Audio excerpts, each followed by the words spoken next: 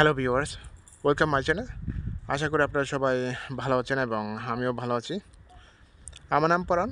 বরাবরের মতন আমি আজও আপনাদের মাঝে আরেকটা নতুন ভিডিও নিয়ে হাজির হয়েছি।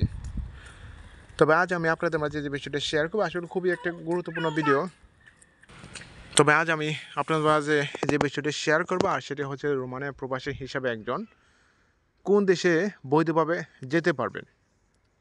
অনেকের ইচ্ছা থাকে বা রোমানিয়ায় প্রবেশ করার আগেই অনেকের ইচ্ছা আকাঙ্ক্ষা থাকে এখান থেকে বৈধভাবে যাব, কিন্তু পরিস্থিতির শিকার হয়ে কেউ যেতে পারে না, যেটা বাস্তব আমি দেখেছি। হাতে গোনা কয়েকজন, প্রায় নন সেনজেনের আগে যেটা আমি দেখেছি কয়েকজন গিয়েছে, জার্মানিতে গিয়েছে, অনেকেই গিয়েছে, কিন্তু সেক্ষেত্রে ওয়ার্ক পারমিট নিয়ে পোল্যান্ডেও গিয়েছে। কিন্তু এখন কথা হচ্ছে যে অনেকে এখন আপ্রাণ চেষ্টা করতেছে রোমানিয়া থেকে কিভাবে বৈধভাবে একটা দেশে যাওয়া যায়। বৈধভাবে এই কথাটাই এখানে বলতে চাচ্ছিলাম, আর সেটা হচ্ছে ওই দেশে যে বৈধভাবে কাজকর্ম করা, স্থায়ীভাবে বসবাস করা, এটাই হচ্ছে পরিকল্পনা। কিন্তু আপনার এখন টিআরসি কার্ড আছে অথবা আপনার ভিসা চলমান আছে, কোনো সমস্যা নাই, যে কোনোভাবে আপনি প্রবেশ করতে পারবেন। তবে এখানে আমি একটাই কথাই বলবো, যেটা বাস্তব অভিজ্ঞতা, আমি নিজে দেখেছি, আমার নিজের অভিজ্ঞতা দিয়ে দেখতেছি, এবং বিগত 2.5 বছর 3 বছর প্রায় পর্যায়ে চলতেছে।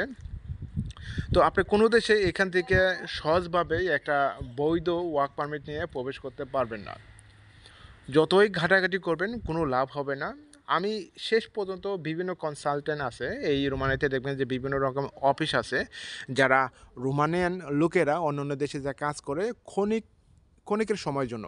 আপনি দেখবেন যে রোমানিয়া থেকে অনেক লোক নেদারল্যান্ডে অথবা হল্যান্ড বলে, ওলান্ডা বলে, এইসব দেশে যে অনেকই কাজ করে, ফ্রান্সে যে কাজ করে, বেলজিয়ামে যে কাজ করে, তারা 6 মাস 3 মাস এরকম একটা কন্ট্রাক্টে কাজ করে, ফ্যাক্টরি বা এগ্রিকালচার অথবা ফুড প্যাকেটিং হিসেবে কাজ করে। অনেক লোক, রোমানিয়ান লোকেরা অনেক লোক কাজ করে, যেটা আমি আমার নিজের দুজন কলিগ পেয়েছিলাম যখন আমি কাজ করছিলাম, তখনও তারা উইন্টারের সময় ওখানে যা কাজ করে। কারণ রোমানিয়াতে উইন্টারের সময় আপনি দেখবেন যে আপনাকে কাজেই রাখবো না, সবাই বলি না, অনেক কোম্পানিতে রাখে, আবার অনেক কোম্পানিতে রাখে না, এবং না রাখার কারণে অবশ্যই আপনারা জানেন কী পরিস্থিতি।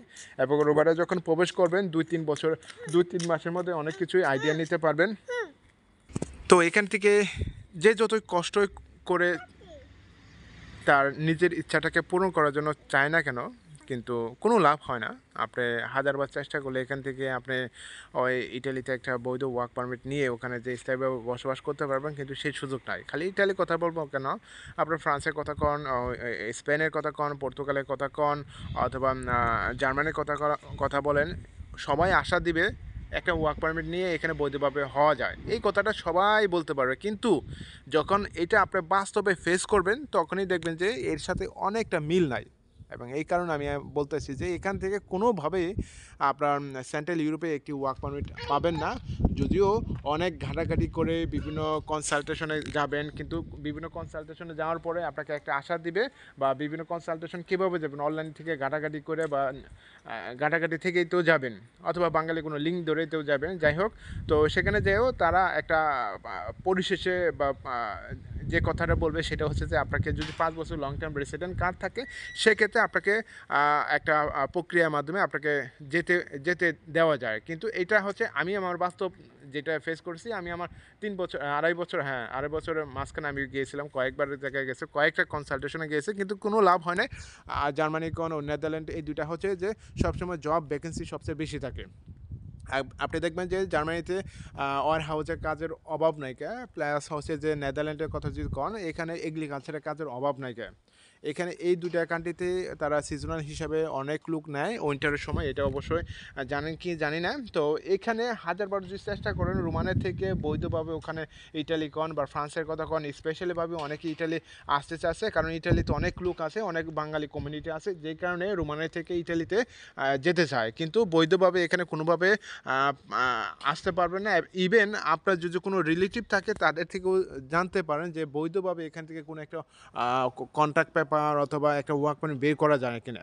এখান থেকে করা যায় না, কারণ সেন্ট্রাল ইউরোপের রুলসগুলা এবং হচ্ছে সেনজেনের আদার্স কান্ট্রি রুলসগুলো একটু ডিফারেন্স রয়েছে। যদিও সেনজেনের মধ্যে অন্তর্ভুক্ত, কিন্তু সেনজেনের মতো অন্তর্ভুক্ত থাকলেও তাদের একটা সুবিধা রয়েছে, সেটা হচ্ছে ফ্রি মুভমেন্ট। এবং দিন যতই কঠিন মানে দিন যতই যাচ্ছে, কিন্তু ইউরোপের রুলসগুলো ততই কঠিন হচ্ছে। দেখবেন যে এই যে অক্টোবর মাসে 2025 সালে তারা এই সিস্টেমটা চালু করতে যাচ্ছে, এবং সেক্ষেত্রে থার্ড কান্ট্রি ন্যাশনালিটির জন্য বড় একটা হুমকির স্বরূপে দাঁড়াবে। কারণ অনেকে আছে যে পর্তুগালে টিআরসি কার্ড দিয়ে ফ্রান্সে কাজ করতেছে, ইটালিতে কাজ করতেছে, অনেক প্রবাসী ভাইয়েরা আছে, কিন্তু সেই জিনিসটা আর করতে পারবে না। কিন্তু মাঝখানে তাকে আবার যেতে হবে, আবার আসতে হবে। এই রেকর্ডটাই তারা করার জন্য চেষ্টা চালিয়ে যাচ্ছে, এবং অবৈধকে যাতে কোনোভাবে মুভ না করতে পারে সেই কারণে এই জিনিসটা করতে পারতেছে। কারণ হচ্ছে এখানে ই গেটের সিস্টেমটা করতেছে, এবং ই গেট আপনার পাসপোর্ট এবং ভ্যালিড কার্ড দিয়ে যদি থাকে তাহলে গেট খুলবে, এটা অবশ্যই জানেন। এবং দুটোটাই রেকর্ড থাকবে, আপনার ফিঙ্গারপ্রিন্ট প্লাস হচ্ছে যে পাসপোর্ট। তো এই জিনিসটা আমি আমি আপনাদেরকে ক্লিয়ার করে বললাম, যেহেতু আমি আমার অভিজ্ঞতা থেকে বলতেছি। আমি অনেক জায়গায় ঘাটাঘাটি করছি এবং কোনো জায়গায় লাভ হয় না। শেষ পর্যন্ত এখন সেন্ট্রাল ইউরোপে রয়েছি। তো আপনাদের দোয়া এবং আশীর্বাদে ভালোই আছি, এবং ভবিষ্যতে অবশ্যই দেখা যায় কী হয়। তো সবাইকে ধন্যবাদ জানাচ্ছি আমার এই ইউটিউবের চ্যানেলের পক্ষ থেকে। এছাড়া আপনার যদি কোনো মতামত মন্তব্য থাকে তাহলে অবশ্যই আমার এই ভিডিও কমেন্ট বক্সে লিখবেন।